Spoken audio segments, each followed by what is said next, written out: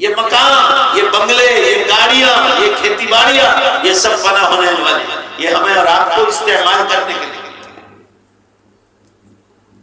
میں یہ عرض کر رہا تھا حضرات کے سامنے کہ اللہ تعالیٰ نے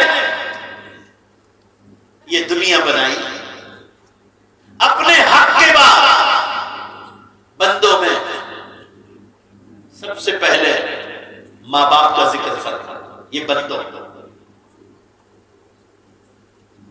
اور ترتیب کے لحاظ سے اللہ تعالیٰ نے جو دین بھیجا جس میں ماں باپ کی عزت و عظمت سکھلائی، وہ رسول اللہ صلی اللہ علیہ وسلم کے ذریعے بتلایا، اور آپ کا مقام و مرتبہ اللہ کے بعد سب سے اونچا۔ ہمیں اور آپ کو بندوں میں کس طرح ترتیب دینا ہے زندگی، تو فرمایا پہلے ماں باپ کا خیال کیا، مگر یہ سکھایا کس نے؟ رسول اللہ صلی اللہ علیہ وسلم۔ قرآن میں فرمایا ما کان محمد ابا احد من رجالکم ما کان محمد ابا احد من رجالکم ولكن رسول اللہ وخاتم النبیین وكان اللہ بكل شيء عليما۔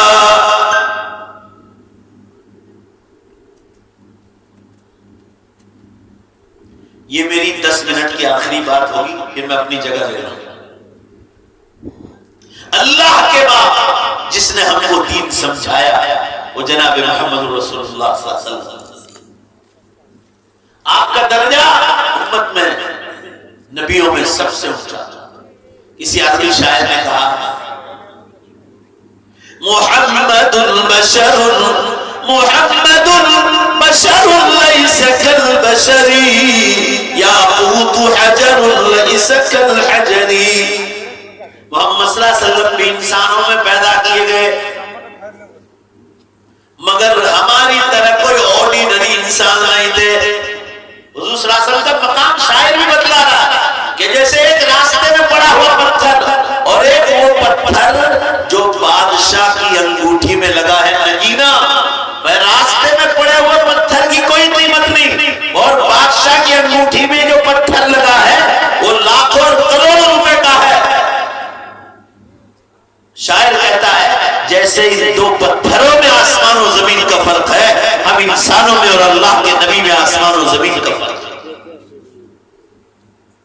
حضور اکرم صلی اللہ علیہ وسلم کی مبارک صفات اپنے اندر پیدا کرنی، حضور صلی اللہ علیہ وسلم والے اخلاق ہمیں اپنے اندر اتارنا، آپ صلی اللہ علیہ وسلم کی مبارک سیرت، مبارک زندگی ہمیں اپنانے کا حکم، ان کی زندگی دیکھنا ہو یہ علماء کرام۔ ماشاءاللہ یہ شعراء کرام بھی دیکھو، ان کے چہروں پر بھی رسول اللہ کی داڑھی کی سنت ہے، علماء کی صحبت کی برکت سے ان حضرات کے چہروں پر بھی رسول اللہ کی سنتیں ظاہر ہیں۔ ان کا اثر آیا دعوت و تبلیغ والوں میں، خانقاہ والوں میں، وہ بھی داڑھی کی سنت کے پابند ہیں۔ قیامت کے دن کیا بتلاؤ، قیامت آئے گی جب آئے گی جو 40-50 برس باقی رہ گئے انداز کے اعتبار سے، مگر آپ کی گاڑیاں تو ساتھ نہیں جائے گی، مکان اور کوٹھیاں تو ساتھ نہیں جائے گی، کھیتی باڑیوں کے ٹکڑے ساتھ نہیں جائیں گے، سونے چاندی کے خزانے ساتھ نہیں جائیں گے، سیاست اور راجکرن راجنیتی تو ساتھ نہیں جائے گی آپ کے ساتھ ایمان و اعمال جائے گا، اور کوئی یاد نہیں کرے گا۔ آپ دھنباد کے کسی قبرستان میں اکیلے سوئے ہوں گے، آپ کے دوست جو آپ کے ساتھ ہوٹلوں میں، راستوں پر، شادیوں میں گھومتے پھرتے، کبھی قسم اللہ کی کوئی آپ کی قبر پر آ کر درود شریف یا ایصال ثواب کرنے کے لیے تیار نہیں ہوگا، اتنی بے وفا دنیا۔ مرنے کے بعد آپ کو کوئی یاد نہیں کرے گا، آپ اپنی قبر میں نور پیدا کر کے نور پیدا کر کے مزے سو گئے۔ کسی بادشاہ کو اس کے محل میں وہ آرام نہیں ملتا ہے، ذرا زور سے بولے، بے شک پورا مجمع بولنا چاہیے، جو ایک مومن کو، ایمان اور اعمال والے کو بے بے شک بولو قبر میں راحت ملتی ہے۔ ابھی 5 دن ہوئے، آپ کو نہیں معلوم ہو تو میں آپ کو بتا دوں، دبئی کے بادشاہ خلیفہ شیخ محمد بن زائد بھی 5 دن پہلے انتقال۔ برج الخلیفہ کی عمارت دنیا کی سب سے اونچی عمارت اس وقت دنیا کی جو دبئی میں ہے، اس کا مالک تھا 85 ارب ڈالر کا مالک تھا وہ۔ اخبار میں آیا کہ ایک طرف اس کی وہ عمارت کھڑی ہے اور ایک طرف اس کی قبر کا نشان بتایا تھا کہ دیکھو اتنا بڑا بادشاہ تھا، زیر زمین دفن ہو گیا۔ زمین کھا گئی آسمان کیسے کیسے، زمین کھا گئی آسمان کیسے کیسے، مٹے نامیوں کے نشان کیسے کیسے۔ بڑے بڑے نامور فیمس انسانوں کے اللہ نے نام و نشان مٹا دیے۔ کسی اور شاعر نے کہا ہے بہت دیکھا ہم نے جن کا مشین کفن تھا معطر بدن تھا، بہت دیکھا ہم نے جن کا مشین کفن تھا معطر بدن تھا، مگر جب ان کی قبریں کہن دیکھی، پرانی قبر دیکھی، مگر جب ان کی قبریں کہن دیکھی تو دیکھا نہ تارے کفن تھا نہ عضو بدن تھا۔ یہ میرا اور آپ کا حال ہونے والا ہے، اور پھر قیامت کے دن اسی مردار ہڈیوں سے دوبارہ جان ڈال کر اللہ، ذرا زور سے بے شک بولیے نا دھنباد کے مسلمانوں، زور سے بے شک بولو، اللہ دوبارہ زندہ کرنا۔ یہ ہمارا ایمان ہے۔ اور آخری بات سن لیجیے، میں جو کہہ رہا تھا وہ تو آج بھی پیدا کر سکتا ہے، قیامت کے دن تو کرے گا ہی کرے گا، اس کے پاس طاقت ہے آج بھی پیدا کرنے کی طاقت، مگر آج کرے گا نہیں۔ مگر میں بتلا رہا ہوں اس کی طاقت کو۔ اگر دھنباد کے مسلمان کہے کہ اللہ آج جلسہ ختم ہو سارے مردوں کو زندہ کر دے، تو آج بھی پیدا کرنے کی طاقت رکھتا ہے، مگر کیوں نہیں کرتا ہے؟ اس کی دلیل قرآن میں لکھی ہے، ٹائم نہیں آیتیں پڑھنے۔ اللہ تعالیٰ فرما رہے ہیں چلو جتنے نیک بندے اور بندیاں دھنباد میں سوئے ہیں یا پوری دنیا میں مسلمان سوئے ہیں، تم کہو تو میں آج جلسے کے بعد سب کو زندہ کروں، مگر زندہ کر کے کیا کرو؟ ادھورا ثواب دو، ادھورا۔ وہ جو قبروں میں سوئے ہیں نمازیں پڑھ کر، روزے رکھ کر، زکات دے کر، حج کر کے، قربانیاں کر کے، عمرہ کر کے، مسجدیں بنا کر، مسجدوں میں مدرسوں میں پیسہ دے کر، ان کو زندہ کر کے کیا کرو؟ ادھورا ثواب دو۔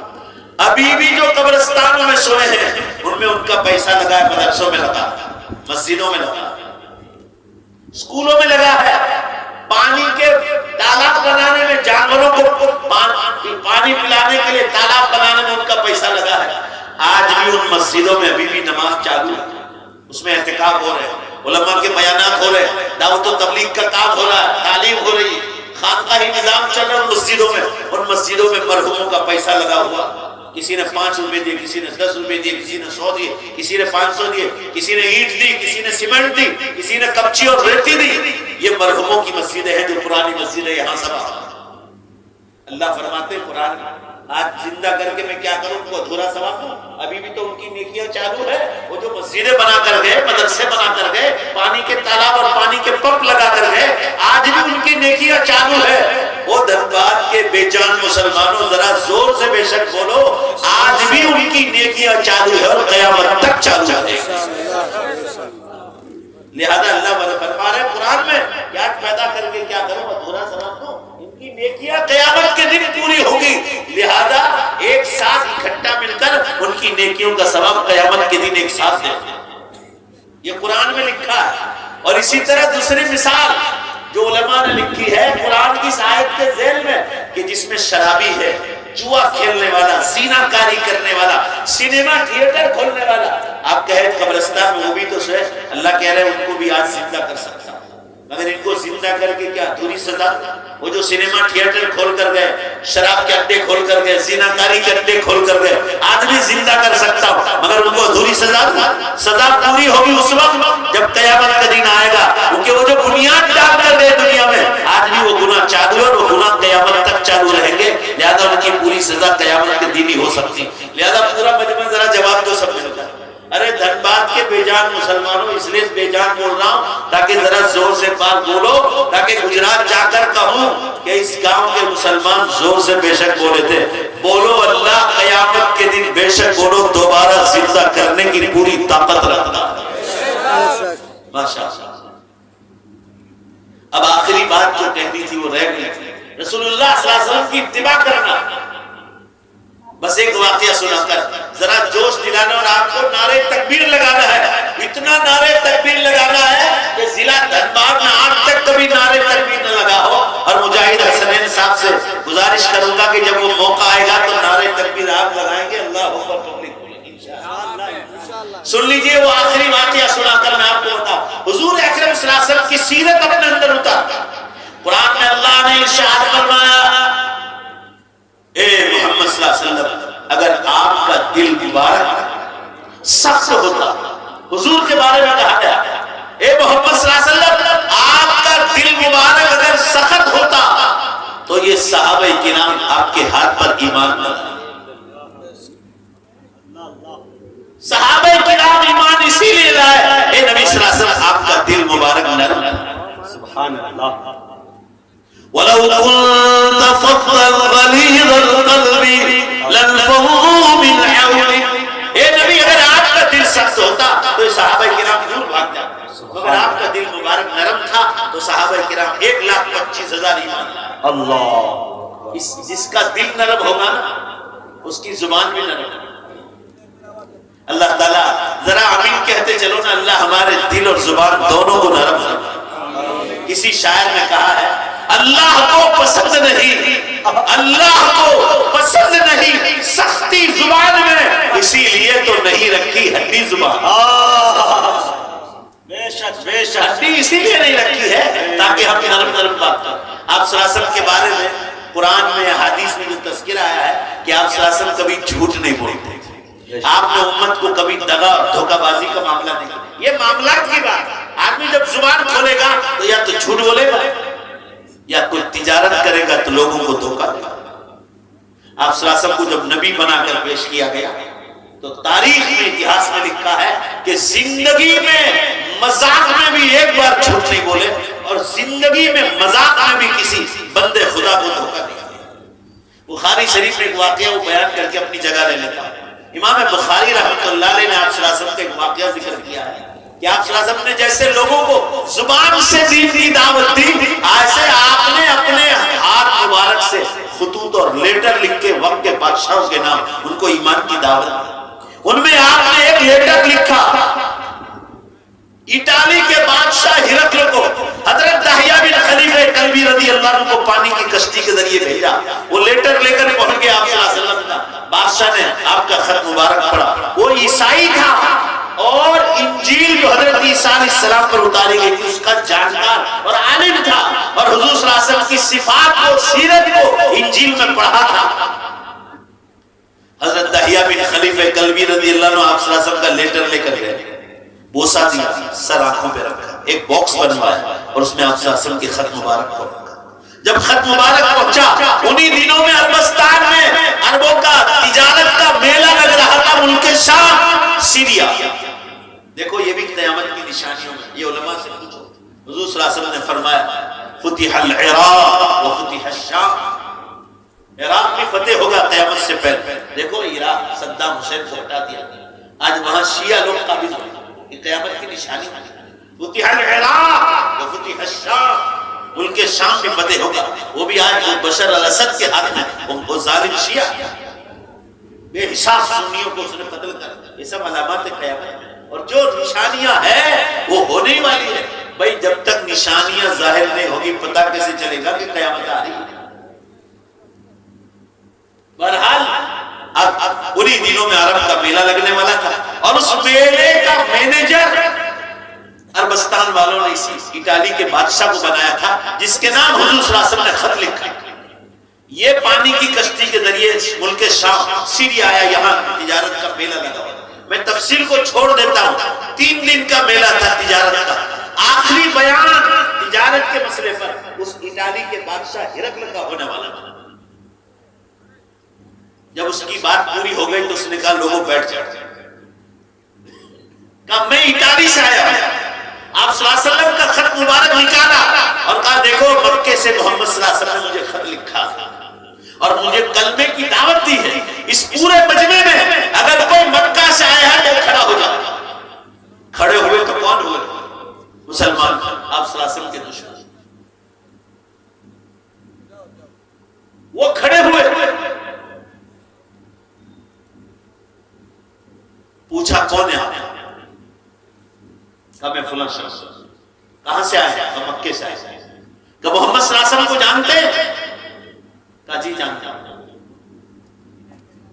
کہا کہ دیکھو محمد صلی اللہ علیہ وسلم نے نبی ہونے کا دعویٰ کیا ہے اور بادشاہ کہہ رہا ہے پورے عرب کے میلے میں کہ نبی بننے کے لیے 2 شرطیں ہیں کہ زندگی میں کبھی وہ جھوٹ نہ بولا ہو اور زندگی میں کسی بندے خدا کو دھوکہ نہ دیا.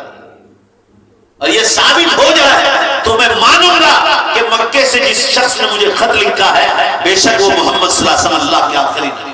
اور یہ عیسائی تھے.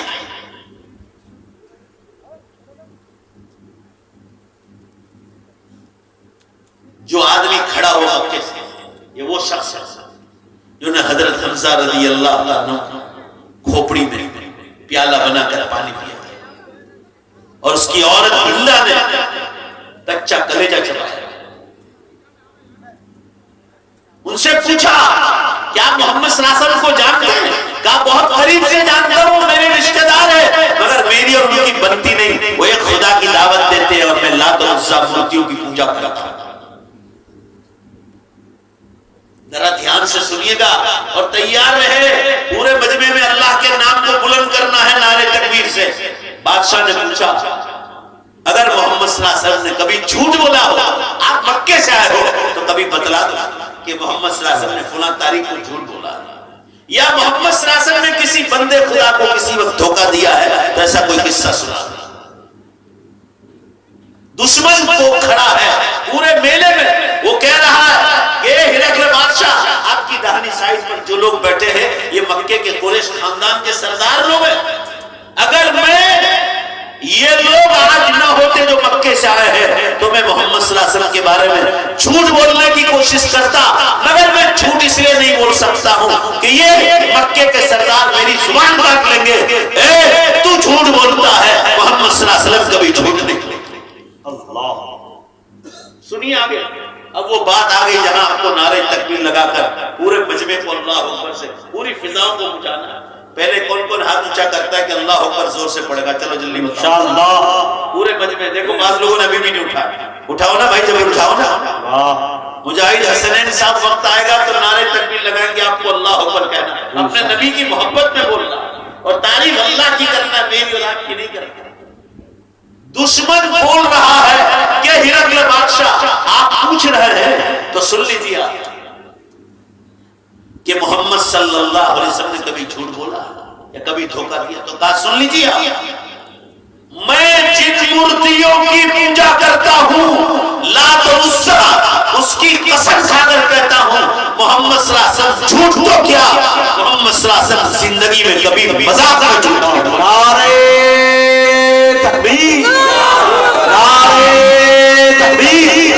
علماء کرام محبت رسول, عشق رسول, محبت صحابہ, سرزمین مچھیاری. ابھی ایک موقع اور آئے گا, اور زیادہ زور سے جواب دینا. اللہ تعالیٰ آپ کے اس مجمع کو قبول کر لے. دشمن کہہ رہا ہے اے بادشاہ, محمد صلی اللہ علیہ وسلم دھوکے کی بات تو دور رہی, آج تک کبھی کسی بندے خدا کو مذاق میں بھی دھوکہ نہیں دیا. اب سنیے بادشاہ کا کلام سن کر مجاہد حسنین صاحب نعرے تکبیر لگائیں گے اور آپ کو زور سے اللہ اکبر سے فضاؤں کو گجانا. یہ تھے نبی کے اخلاق کہ دشمن اس کو مانتے تھے. عیسائی ہے بادشاہ, وہ قبول کر رہا ہے کہ یہی اللہ کے آخری نبی ہونے کی دلیل ہے کہ کبھی جھوٹ نہیں بولتے تھے, کبھی کسی کو دھوکہ نہیں دیتے. اب جب یہ بات سنی بادشاہ نے کہ دشمن کہہ رہا ہے کبھی جھوٹ نہیں بولو, کبھی کسی کو دھوکہ دیا, اب آپ کو نعرے تکبیر لگانا ہے زور سے. کہا بادشاہ ہرقل نے, اے عربستان والو, اے عربستان والو, اے عربستان والو, تم کس کا انتظار کرتے ہو جو آدمی اپنی پرائیویٹ زندگی میں آج تک جھوٹ نہیں بولا ہے, وہ اللہ کے معاملے میں کس طرح جھوٹ بول سکتا ہے؟ سبحان اللہ. بولو نا بھائی نعرے تکبیر, نعرے تکبیر, نعرے تکبیر. اور آج ایک جو آدمی اپنی پرائیویٹ زندگی میں، ایک بار ذرا ہلا دیجیے سب، ایک بار جو آدمی اپنی پرائیویٹ زندگی میں آج تک کسی بندے خدا کو دھوکہ نہیں دیا ہے، وہ اللہ کے معاملے میں تم کو کس طرح دھوکہ دے سکتا ہے؟ بے شک سبحان اللہ سبحان اللہ. اللہ تعالیٰ سے یہ ہے ہمارے نبی کے اخلاق. مسلمانوں عرض کرنے کا منشا یہ ہے، اللہ تعالیٰ کے حکم پر نبی کے اخلاق سے آراستہ پہ آراستہ. قیامت بہت قریب ہے، دوسروں تک قیامت کی خبریں پہنچاؤ. اللہ تعالیٰ شان میرے اور آپ کے اس بیٹھنے کو قبول فرمائے، آمین. اور اللہ ہم سب کو قیامت کی تیاری کی توفیق عطا فرمائے. وآخر دعوانا الحمدللہ رب العالمین. رمضان کے بعد شیطان چھوٹ جاتے ہیں. شیطان جو کہے وہ نہ کرو، اس کا مقابلہ کرو. شیطان آپ کو نمازوں سے دور کرے گا، آپ اس کا مقابلہ کر کے نمازوں کی طرف جاؤ. وہ شراب کی جوا کی طرف بلائے گا، وہ ڈسکو ڈانس کی طرف بلائے گا، اور راتوں کو دیر تک موبائل پر بیٹھے رہنے کی طرف بلائے گا، وہ زیناکاریوں کی طرف بلائے گا. آپ مت جاؤ، اپنی جنت کو ویران نہ کرو، جنت کو آباد کرو اور شیطان کا مقابلہ کرو. ذرا زور سے ایک بار پورا مجمع انشاءاللہ بول دو کہ انشاءاللہ آخرت کی، ذرا زور سے بول دو، زوردار تیاری کریں گے انشاءاللہ. اللہ توفیق عطا فرمائے. یہ بلا دیجیے. جی ہاں دولہے بابو سے گزارش